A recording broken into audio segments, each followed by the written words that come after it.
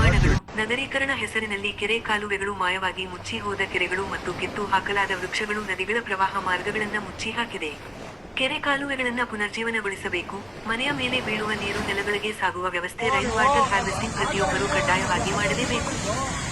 ಹಾಗೆ ಒಳಚರಂಡಿ ವ್ಯವಸ್ಥೆ ಕಡಿಮೆಯಾಗಿದೆ ಅಥವಾ ತಡೆಯಲ್ಪಟ್ಟಿದೆ, ನೀರು ಸರಾಗವಾಗಿ ಹೋಗುವಂತೆ ಎಚ್ಚರ ವಹಿಸಬೇಕು.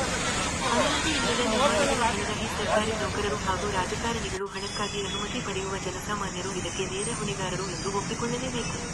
ಇಲ್ಲಿ ಅಧಿಕಾರಿಗಳು ರಾಜಕಾರಣಿಗಳು ಮಾತ್ರ ತಪ್ಪಿತಸ್ಥರಲ್ಲ. ಇದರಲ್ಲಿ ಸಿಂಹಪಾಲು ಕಟ್ಟಡಗಳನ್ನು ಅಕ್ರಮವಾಗಿ ಕಟ್ಟುವ ಹಾಗೂ ಕಾನೂನನ್ನು ಪಾಲಿಸದೆ ಕಟ್ಟಡ ಕಟ್ಟಲು ಇರುವ ನಿಯಮಗಳನ್ನು ಗಾಳಿಗೆ ತೂರುವ ಅನೇಕ ಸಮುದಾಯದ ಸಮಾಜದ ಪ್ರತಿಷ್ಠಿತ ಉದ್ಯಮಿಗಳು ಇದ್ದಾರೆ. ಇಂದಿನ ಬೆಂಗಳೂರಿನ ಈ ಪರಿಸ್ಥಿತಿಗೆ ಪ್ರತಿಯೊಬ್ಬರೂ ಕಾರಣಕರ್ತರೆ. ಮೊದಲು ಬದಲಾವಣೆ ಬಯಸಿ ಪರಿಸರ ಸಂರಕ್ಷಿಸಿ. ಎಂಥ ಹಸಿರಲಾಲಿಯ ಮರೆತೆ ನೀನು ಕೊಡಲಿಯ ಕಿವಿ ಮಾತ ಕೇಳಿ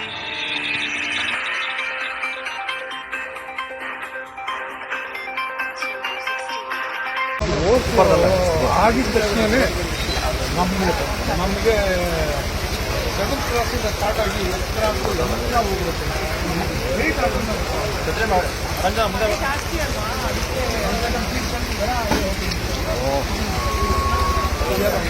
ಏನಾಗುತ್ತೆ